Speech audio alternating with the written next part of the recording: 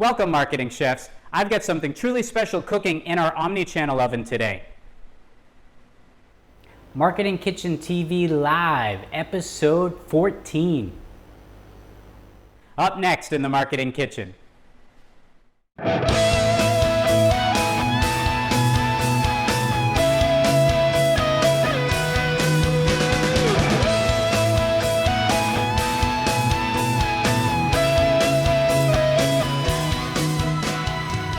Welcome to the kitchen, the Marketing Kitchen. Hi, I'm Ron Vining, your host of Marketing Kitchen TV. Hey marketing chefs, I'd like to welcome you back to episode 14 of Marketing Kitchen TV Live Q&A. I'm going to pick up where we left off with Matt. Before I do, just want to remind everyone, if you have a question and you'd like me to answer it here on YouTube, please go to our companion Twitter feed, which is @MarketingKitchenTV with the hashtag Q&A, and I will answer your questions right here. We also have a companion Instagram feed, which can also be found at this same handle. So that's something new that we're working on. Love to have you join us there as well. If you haven't done so already, we're doing a challenge. I'm doing a drive here. I would really appreciate it if you would not only, if you haven't already, subscribe and like our videos, but also a challenge is please share this channel with 2 of your friends, at least getting one of them to subscribe to this channel. And when I say friends, it can be family, it can be a friend. Family and friends can happen to the same, be one and the same, right? It could be a colleague, it can be anyone that might be interested in marketing content. But also, we do Lego reviews, and I also do film reviews and TV show reviews and streaming services. I just haven't done them this year, except for one Lego video, because I've been busy with the Q&A, and of course been busy with some other things that have been happening in the outside world. But if you'd like to be engaged, then please subscribe. You can check for notifications as well too, if you want to know each time a new episode drops. Okay, all of that being said, Matt, your first question. I'm going to take 5 or 6 questions today, sticking hopefully to the 2-minute framework that we have here. Will our shared economy see new companies and applications arise that make ride sharing and Airbnb safer due to the current situation? There's a reason why I'm not actually mentioning this by name, and it's YouTube has been blocking videos. Just as I mentioned, Twitter has been censoring my content because I've been talking about this. YouTube has been too. Are technocrats so thin-skinned? Are audiences so thin-skinned that we can't talk about things? Oh, it just drives me crazy. Okay, Matt, let me answer your question.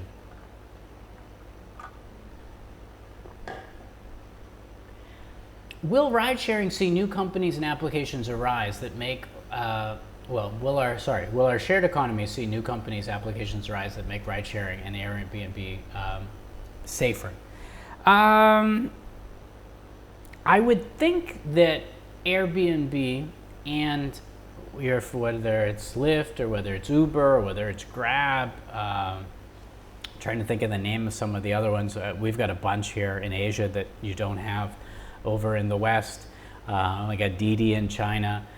We also have out of Indonesia, Gojek there. So there are a lot of different brands that offer that. Airbnb certainly does have some competition, but not as great. But each market does have something similar.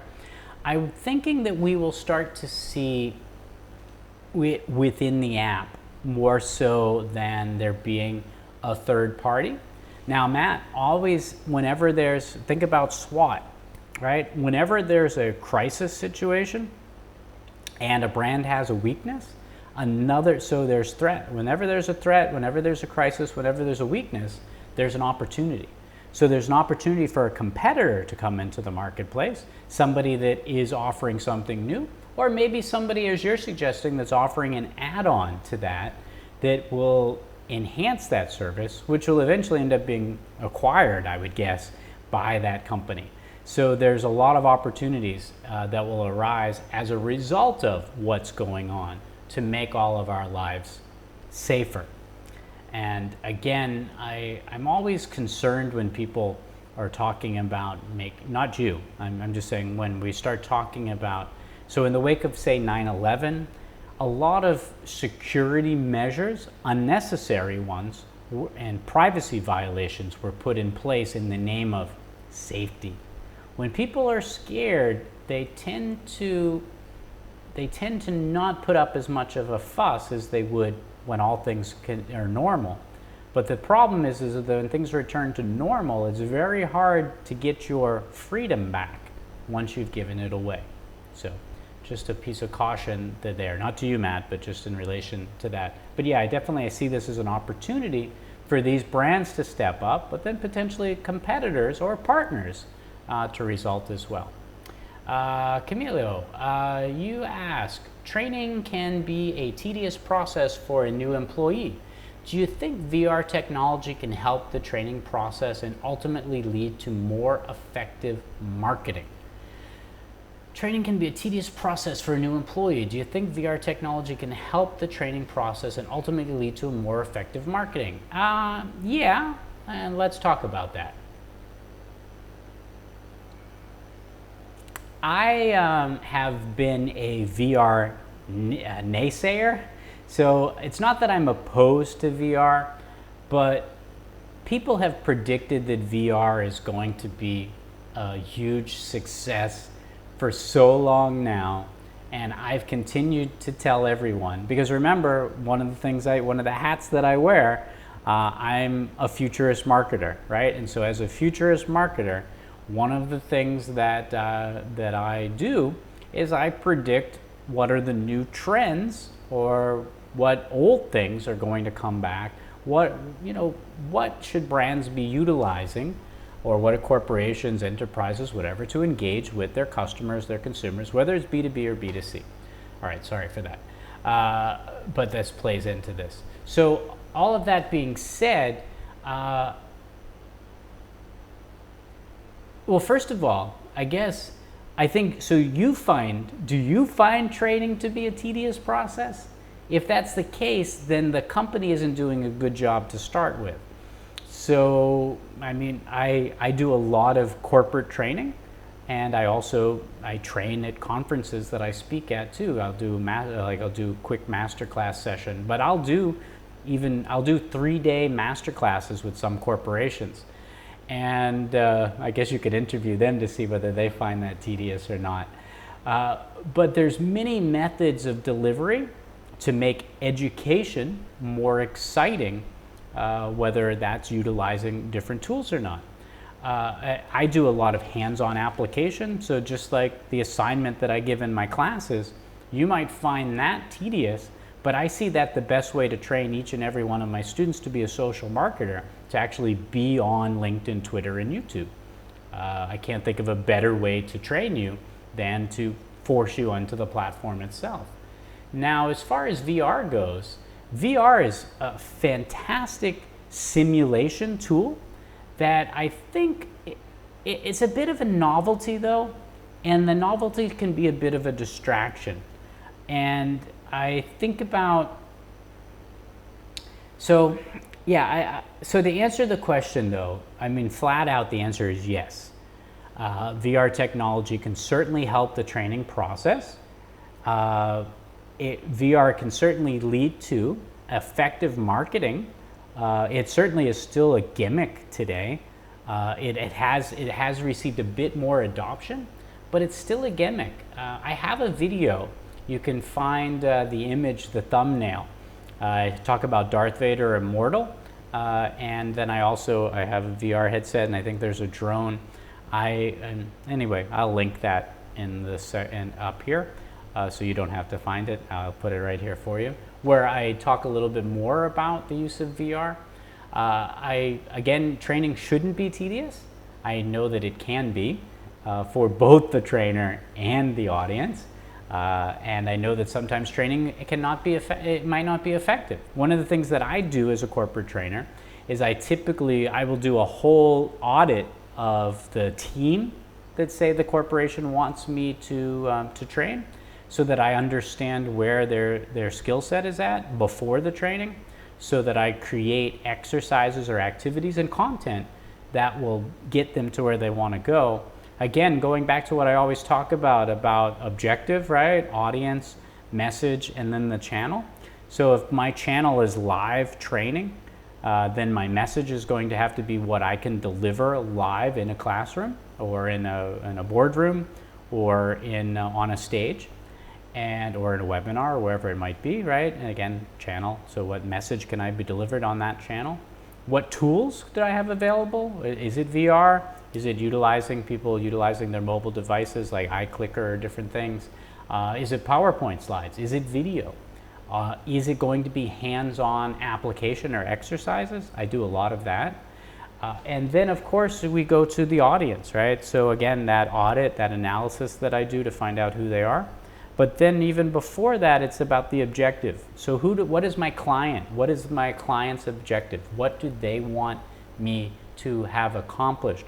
What knowledge or skills or information needs to be imparted for that to have been a successful engagement? And all of those pieces are critical. But certainly, yeah, VR can be a great tool for that. We've seen Disney has been pushing the envelope with VR as far as in an entertainment scope with, again, Darth Vader Immortal and some different experiences. Their theme parks have been as well. Good simulations for travel to get an idea of like what a hotel room would look like, what the cruise ship could be. In medicine, it's fabulous. Military, again, that is a great simulation tool. So yeah, I certainly see a lot of applications where VR can be put in place. I think once we get away from that clunky headset and we get to more so of an AR glass, that you will, so AR glasses like that Apple is working on, Google has worked on, Snap has, Facebook is working on the technology too. I think that's our big rush to get to AR. The new iPad is boasting, the new iPad Pro is boasting the ability to do real-time augmented reality through the camera on the back of the iPad. So that could serve to be a training tool. So anyway, great question. I felt it was worth giving some extra time to talk about. But yeah, I see that. But training should never be tedious. And if you're a corporation out there and your employees say that your corporate training is tedious, or if you have the ability to recommend somebody to do your training, yeah, look me up because anyway, it's a good time to be pitching for business. But I can certainly deliver some really some value-added training that will not be seen as tedious at all. Okay, Ed, you asked the question. But anyway, yeah, thank you very much for that, Camila. Ed, you ask, how does Google maintain this powerful search engine from other competitors such as Bing or Yahoo?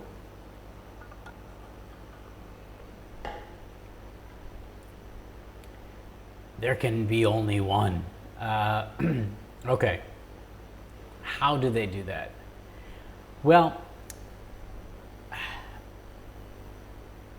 think about, so for Lord of the Rings, right? The one ring that rules them all.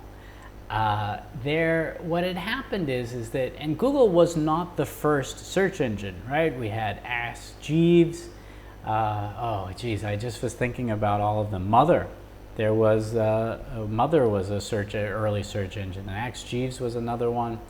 Why am I forgetting the others at the moment? I had them in the top of my head just as I was reading your question. Google was not the first, but Google was, well, Google does attribute a lot of their success to being the deal. So one of Google's founders was on the Apple board, and Steve Jobs allowed for Google to be the default search engine on iOS devices at a time when people were jumping to the internet at a greater rate than they had at any time before. That's one aspect of it. Google, of course, with its Chrome and with its Android has increased that as well. Why not Microsoft with their Bing? Microsoft, so there was Internet Explorer, right? And then of course Bing was its search platform. The problem is that, see, Google didn't fracture itself, Microsoft did. Yahoo was really big, so Yahoo should have been the winner in all of this. You'd have to do a case, you'd have to look to see a case study on why Google won out over the others. I would, based on even, so not based on fact, based on my memory, right, of how the situation unfolded, Google had a better algorithm than and also too, the federal government had mandated, by the way, that Microsoft was a monopoly, and so they needed to separate Internet Explorer from their browser, right, which had the search engine baked into it. They had to separate that from Windows and Office, so that harmed them. And then they had to, so Microsoft then had to advertise their competitors by having those apps baked into the desktop, right, of Windows. So that was a factor. There was also a Netscape Navigator, but really I think what helped Google out was the fact that their algorithm was better, and a lot of people just found it easier to search Google. And Google became a fun word, right? People, and it's become a verb. It's become a noun. It's become an adverb. It's become part of the lexicon. People oftentimes don't even say that they're searching for something. They're Googling it. And so it's become part of the culture. And I think it would be very, very difficult for impossible for Bing or Yahoo to catch up. They would need to make a deal with a big player to promote them. Maybe they would strike a deal with, they'd combine forces and they'd strike a deal with Apple, and they would then become whatever this new search engine is, or even another company, and they would become the default. Another thing that could happen is that Web 5.0 or whatever, there's a new player in the crypto space, right? And what would happen is that they would be more secure. They wouldn't be misusing your data. They would be seen as being pure, and so they could potentially find a place. Google could really mess up, or they could be caught in a major scandal. And they've been caught in quite a few, but it really hasn't harmed them yet. Android spies on you more than the thing that spies on you more than anything else is your Android device. Google would be next, and obviously they're linked together, right? Yeah, so interesting question. Sorry, Ed, that you're cut off. Interesting question, Ed. I don't have a specific answer, just sort of offering some of them there. I'm sure anybody from Google listening didn't like what I had to say, other than the fact that, yeah, you do. You have the best algorithm. So, and also you're benefiting from the fact that you are almost a monopoly in the space. So the algorithm gets better based upon the data.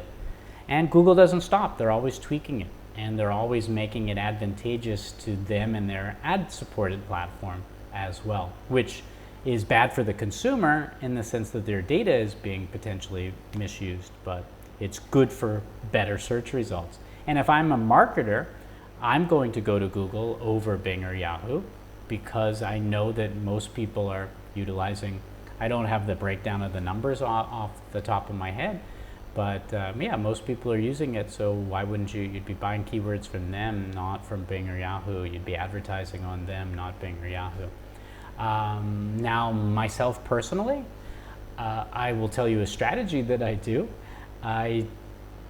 So I've got an iPad, I have an iPhone, and I have my MacBook, and I use a different search engine on all of them. I use VPN as well, logged in differently, and so different VPNs on different devices. so different companies. And by doing those steps there, I am not allowing all of my data to be tracked by one particular company. Am I still being tracked? Yes. Am I limiting how I'm being tracked? Yes. And also too, I'm using, again, all Apple devices. So that's sort of counter to the Google, Bing, and Yahoo ecosystems as well. So anyway, that's just something that I'm doing to try to mitigate that. And yeah, but good question. There's always a chance for a competitor. And one of the ways that Google has been preventing competitors, again, I'm not saying anything bad about them, but when a competitor is on the marketplace, you will never organically find them in search. I guarantee that. They would have to pay through the nose for them to come up anywhere near the close of the top of the page. But they are sort of being delisted, if you will. And I've seen news stories about that, and there have been some lawsuits and things of that nature. So yeah, good question. Interesting discussion there. And okay, great. Well, thank you. I think I've exceeded the time that I wanted this whole episode to run anyhow. Well, thank you very much for tuning in for episode 14 of Marketing Kitchen TV Q&A Live. If you'd like to ask me a question, please ask me on Twitter at MarketingKitchenTV with a hashtag Q&A, and I'll answer your question here. If you offer me a comment or anything in the section below, then I will certainly respond here as well. I have a challenge going on. I'm inviting everybody to make sure that they subscribe and like the videos on this channel. And please share this channel with 2 of your friends, trying to get at least one of them to subscribe to the channel so that we can grow our numbers. Okay, that's it for today's episode. I look forward to seeing you in an upcoming one, which would be episode 14, chapter 14, part 14, but this was 13. I'll see you again in our next episode. Keep safe out there. Bye-bye.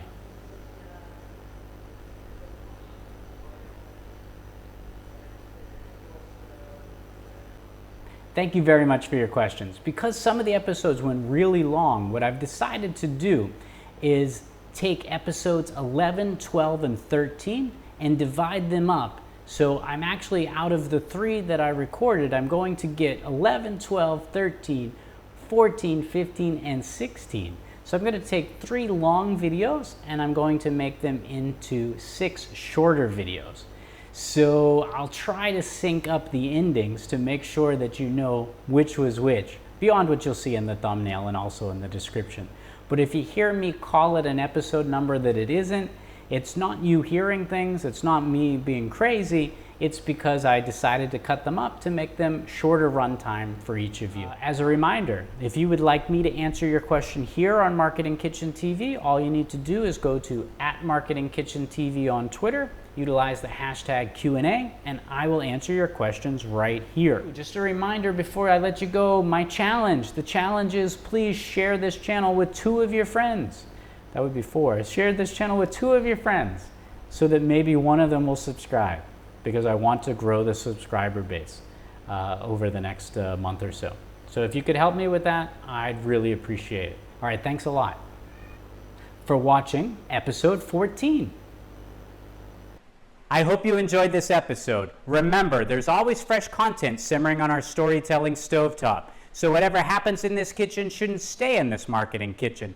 I'm Ron Vining, your host, reminding you to invite your family and friends to the next episode of Marketing Kitchen TV.